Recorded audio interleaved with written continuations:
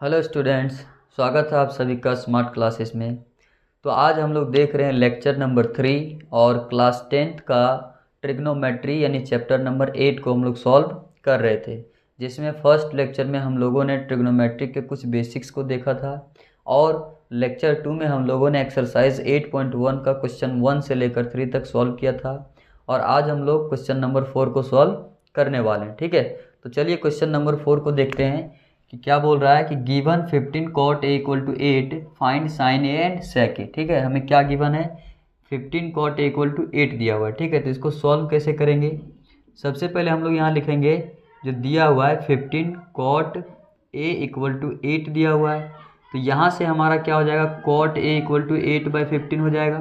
ठीक है, अब यहाँ पे हमें cot a पता चल गया, हमें क्या निकालना है, साइन ए और सेक ए। ठीक है, तो यहाँ से हम लोग एक चीज़ जानते हैं, अगर हम लोग ट्राइंगल बनाएंगे यहाँ से, ठीक है, ये ट्राइंगल है जिसको मान लेते हैं, ये कॉट ए एंगल दिया है तो ए इसको मान लेते हैं, बी और सी। ठीक है, तो इस एंगल के रिस्पेक्ट में ये हमारा क्या हो जाएगा, परपेंडिकुलर, ये बेस हो जाएगा और ये हाइपोटेनस हो जाएगा। और हमें पता है कि कॉट थीटा इक्वल टू क्या होता है, कॉट थीटा इक्वल टू क्या होता है, सबसे पहले ये बताइए, टेन थीटा इक्वल टू क्या होता है, परपेंडिकुलर अपॉन बेस। तो कॉट थीटा इक्वल टू क्या होगा, base upon perpendicular.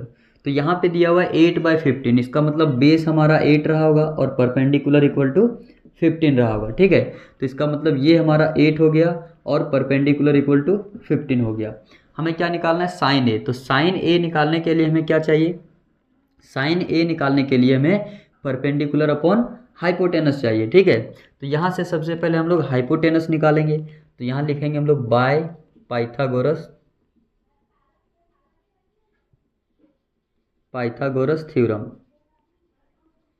Pythagoras theorem से हम लोग यहाँ देख सकते हैं कि हम लोग को पता है कि ये जो हमारा AC है, ठीक है, तो AC का स्क्वायर जो होगा वो क्या होगा, AB का स्क्वायर प्लस BC का स्क्वायर, AB का स्क्वायर प्लस BC का स्क्वायर। तो AC हमें पता नहीं है, इसको रहने देते हैं। AB इक्वल टू क्या, 8 है, तो 8 square plus BC equal to 15 square.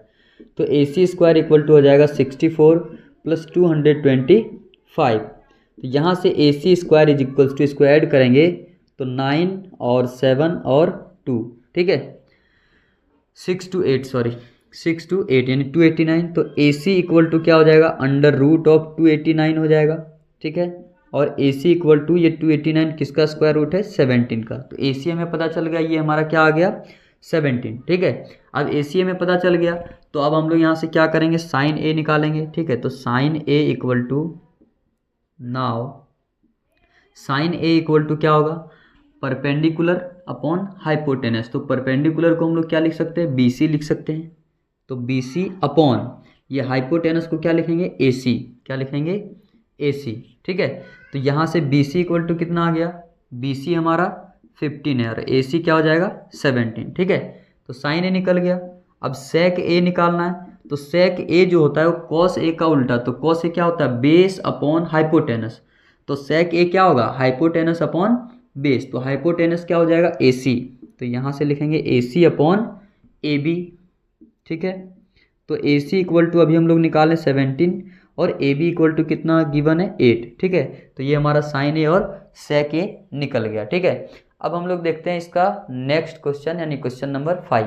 Question number 5 है, given sec theta equal to 13/12 calculate all other trigonometric function ratio. ठीक है, यानी हमें सेक A दिया हुआ है और हमें ऑल ट्रिग्नोमेट्रिक रेशियो निकालना है, यानी क्या क्या फाइंड करना है, सिर्फ सेक A छोड़ के, साइन A, ठीक है, sine theta, cos theta, tan theta, उसके बाद कॉट थीटा, सेक थीटा तो हमें ये गिवन है।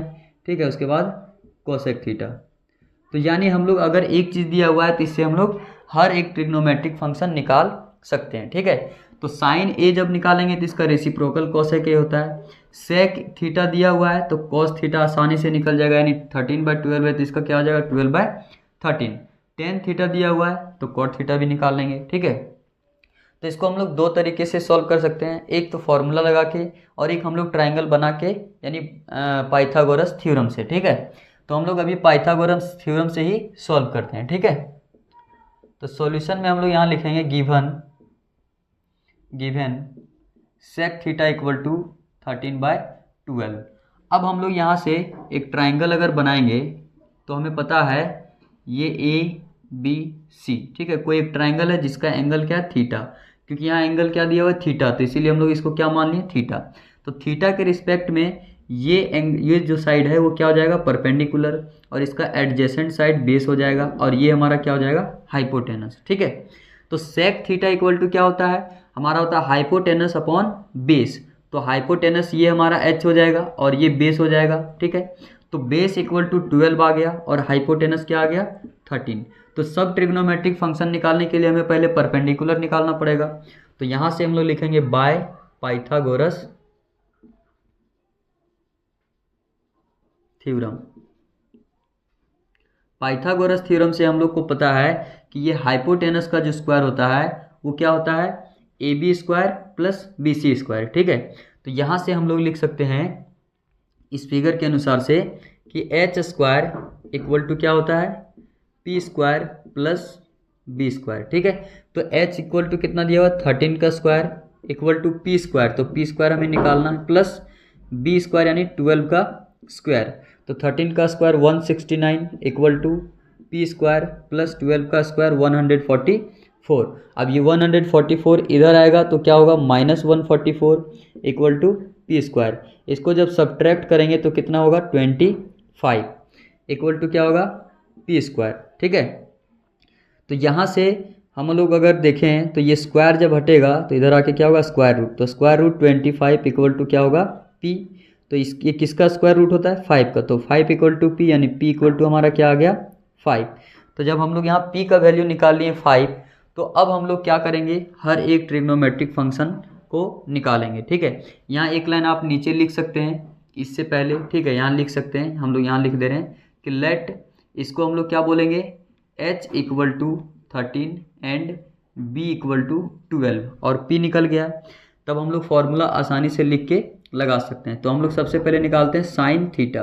तो साइन थीटा इक्वल टू क्या होता है, P अपॉन H, यानी परपेंडिकुलर अपॉन हाइपोटेनस। तो P इक्वल टू कितना है, P इक्वल टू अभी निकाले 5, तो ये हमारा हो जाएगा 5 और हाइपोटेनस इक्वल टू 13, तो साइन थीटा आ गया।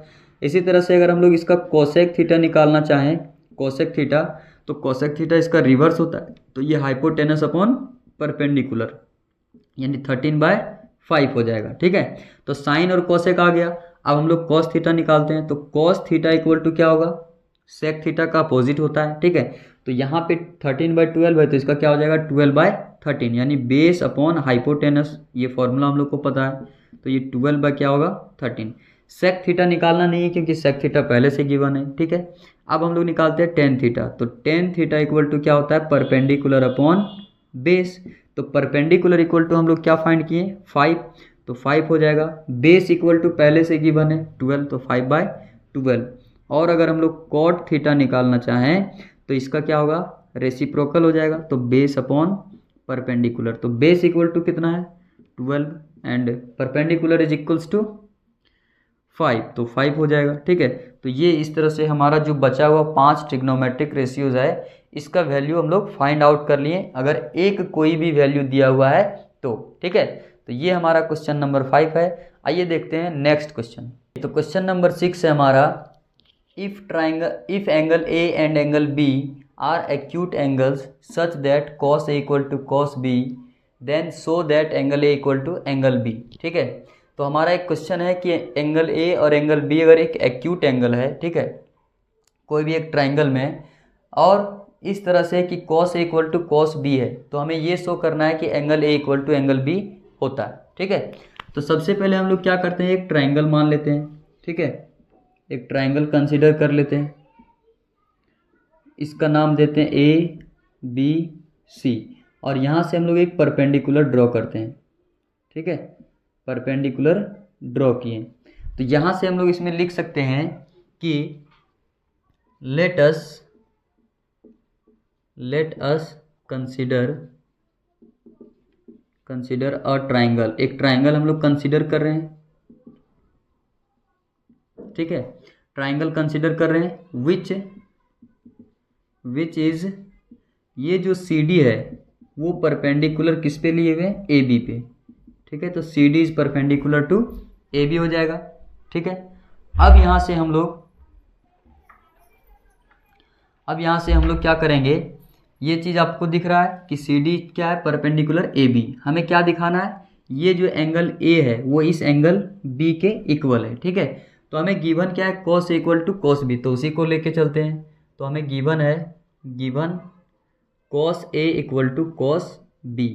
तो यहाँ से अगर हम लोग ध्यान से देखें तो ये हमारा एक राइट एंगल ट्राइंगल बन रहा है ए डी सी, ये ए डी सी एक राइट एंगल ट्राइंगल बन रहा है। ठीक है, तो इसमें कॉस ए इस एंगल में देखें तो कॉस थीटा का वैल्यू क्या हो जाएगा, यानी कॉस ए का क्या हो जाएगा, बेस अपॉन परपेंडिकुलर। तो बेस क्या है हमारा, ए डी है, तो यहाँ से हमारा क्या होगा, ए डी अपॉन परपेंडिकुलर यहाँ पे क्या है, सी डी, क्या हो जाएगा, C D equal to cos B में अगर देखें तो ये एंगल बी है। ठीक है, और कॉस थीटा का वैल्यू निकालना है, तो कॉस थीटा का जो वैल्यू होता है वो क्या होता है, बेस अपॉन परपेंडिकुलर। तो ये हमारा बेस हो जाएगा और ये परपेंडिकुलर इस ट्राइंगल में देखें तो। ठीक है, इस ट्राइंगल में तब क्या था, कॉस ए का वैल्यू निकालें, अब कॉस बी का जो वैल्यू है इस ट्राइंगल में निकालेंगे। ठीक है, तो यहाँ से हमारा जो होने वाला है वो क्या होगा, बेस अपॉन हाइपोटेनस। ठीक है, तो बेस हमारा क्या हो जाएगा, बेस अपॉन हाइपोटेनस, इसमें भी बेस अपॉन हाइपोटेनस, परपेंडिकुलर नहीं होगा। ठीक है, तो ये हमारा हाइपोटेनस क्या है, एसी है, एसी। ठीक है, और उसमें भी क्या होगा, बेस अपॉन हाइपोटेनस, तो यानी B D upon B C. ठीक है, B D upon B C होगा। अब यहाँ से हम लोग ये चीज़ देख सकते हैं। अब इसको थोड़ा हम लोग अरेंज करते हैं, तो यहाँ से लिख देंगे A D upon B D equal to A C upon B C equal to k. ठीक है, इसको के इसलिए मान रहे हैं कि अगर कोई दो चीज़ इक्वल है तो इसको हम लोग के मान सकते हैं। ठीक है, तो इसको मान लिए कि ये दोनों के इक्वल है, और अगर के इक्वल है तो हम लोग यहाँ से बोल सकते हैं ये जो है सो इसके इक्वल हो जाएगा। तो A D upon B D equal to क्या हो जाएगा, A D upon B D equal to k हो जाएगा। और यहाँ से हम लोग लिख सकते हैं कि A D equal to K into B D, इसको मान लेते हैं इक्वेशन 1। और फिर ये अगर इक्वल है तो ये पूरा इक्वल होगा इसके साथ। ठीक है, तो यहाँ से ए सी अपॉन बी सी लिख सकते हैं, A C upon B C equal to K, और फिर यहाँ से क्या हो जाएगा, A C equal to K into B C. ये हम लोग ये इसलिए कर रहे हैं क्योंकि हम लोग यहाँ पे शो कर देंगे कि ये जो साइड है, ठीक है, आपको पता होगा कि अगर कोई एक ट्राइंगल है और इसका ये साइड और ये साइड इक्वल है तो इसकी जो सामने, ठीक है, यानी अपोजिट साइड का जो एंगल होता है ये भी क्या होता है, इक्वल ही होता है। ठीक है, तो हमें ये शो करना है कि ये साइड और ये साइड इक्वल है, तो हमें ऑटोमेटिक पता चल जाएगा कि ये भी क्या होगा, इक्वल ही होगा। ठीक है, तो यहाँ तक हो गया। अब हम लोग क्या करते हैं, इस ट्राइंगल और इस ट्राइंगल, दोनों ट्राइंगल में हम लोग पाइथागोरस थ्योरम लगाते हैं। ठीक है, तो पाइथागोरस थ्योरम अगर हम लोग लगाएंगे तो यहाँ पे हम लोग क्या लिखेंगे, by Pythagoras theorem in triangle A C D and triangle B D C. दोनों ट्राइंगल में हम लोग पाइथागोरस थ्योरम लगाएंगे तो हमारा यहाँ इसमें क्या हो जाएगा, ए सी स्क्वायर, इस ट्राइंगल में क्या होगा, A C square equal to A D square plus B C D square. ठीक है, तो ये हमारा इक्वेशन मान लेते हैं थर्ड। ठीक है, 1 2 हो गया, ये थर्ड हो गया। इसी तरह से इसमें पाइथागोरस लगाएंगे तो क्या होगा, ये जो बी सी है, ठीक है, B C square equal to क्या हो जाएगा, B C square equal to C D square. ठीक है, C D square plus C D square plus क्या हो जाएगा, B D square, B D square. अब यहाँ पे हम लोग ध्यान से देखें तो दोनों में जो है सो कॉमन क्या है, सी डी है। ठीक है, सी डी स्क्वायर है, तो यहाँ से अगर हम लोग इसको सी डी का वैल्यू निकालना चाहें तो यहाँ पे इसमें क्या होगा, सी डी का स्क्वायर, इसको इक्वेशन 4 मान लेते हैं। तो फ्रॉम थर्ड एंड फोर से अगर देखें तो ये हमारा, ठीक है, इसको एक लाइन यही सॉल्व करते हैं। ठीक है, इसको बाद में लिखते हैं, एक स्टेप बढ़ाते हैं यहाँ। तो यहाँ पे C D square equal to क्या हो जाएगा, A C square minus A D square. ठीक है, ये सी डी स्क्वायर जो है इसको यहीं रहने दिए और ये ए डी इधर लेके आए तो A C square minus A D square होगा, ये इक्वेशन थर्ड हो गया। ठीक है, इसी तरह से अगर हम लोग देखें तो इस ट्राइंगल में भी अगर इसको लिखना चाहें तो क्या होगा, B C square B C square equal to C D square plus B D square. तो यहाँ पे अगर हम लोग सी डी निकालेंगे तो क्या होगा, C D square equal to B C square minus B D square, ये इक्वेशन 4 हो जाएगा।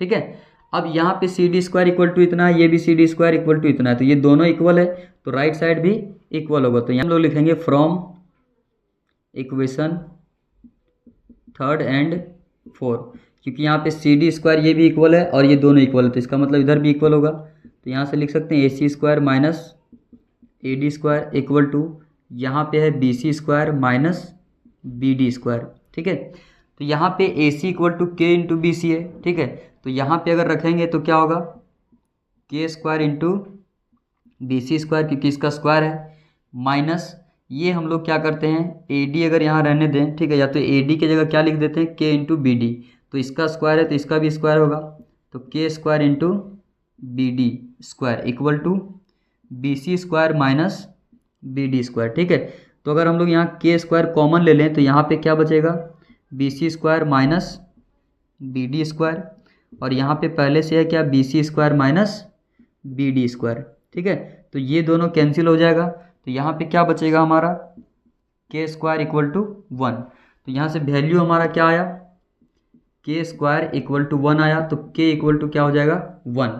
ठीक है, अब के इक्वल टू 1 हमें लेना है ना, तो जब के इक्वल टू 1 हो गया तो यहाँ से हम लोग बोल सकते हैं, इसमें अगर वैल्यू रखेंगे तो ए सी फ्रॉम इक्वेशन 2, ठीक है, फ्रॉम इक्वेशन 2, तो इक्वेशन 2 में जब वैल्यू रखेंगे तो A C equal to K into B C है, क्या है, ए C equal to K into B सी, तो ए सी इक्वल टू के जगह कितना आया 1, तो 1 इंटू बी सी, तो यहाँ पे आ गया ए सी इक्वल टू बी सी। तो हम लोग जानते हैं कि अगर ये ए सी और ये बी सी, ठीक है, ये इक्वल है तो इसके अपोजिट एंगल भी क्या होंगे, इक्वल होंगे, तो इसके अनुसार से हम लोग बोल सकते हैं, इसलिए एंगल ए इक्वल टू क्या हो जाएगा, एंगल बी। ठीक है, यानी ए सी के सामने वाला जो एंगल बी है वो, और ये बी सी के सामने जो एंगल है वो, दोनों क्या होंगे, इक्वल होगा। ठीक है, तो इस तरह से हम लोग इसको प्रूफ कर सकते हैं। ठीक है।